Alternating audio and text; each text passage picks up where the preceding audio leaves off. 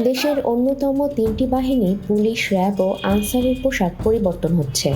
সোমবার স্বরাষ্ট্র মন্ত্রণালয়ে এর প্রাথমিক অনুমোদন দেয়া হয়েছে।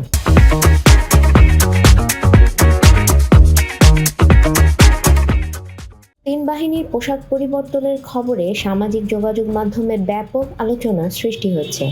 সেই আলোচনায় যোগ দিয়েছেন বাংলা গানের যুবরাজ খ্যাত কণ্ঠশিল্পী আসিফ আকবর। তিনি পোশাক পরিবর্তনের সিদ্ধান্তের কঠোর সমালোচনা করে সংশ্লিষ্টদের গ্রেপ্তারের দাবি জানিয়েছেন।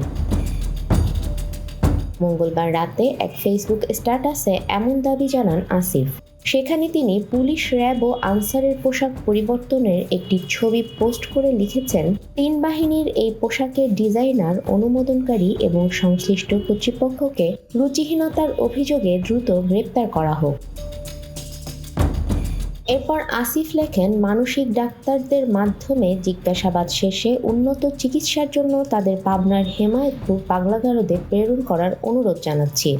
আসিফ তার স্ট্যাটাসে আরও উল্লেখ করেন, সারা দেশে রুচিহীনতা ছড়িয়ে পড়লে সব দায়-দায়িত্ব রুচিহীন সরকারকেই নিতে হবে।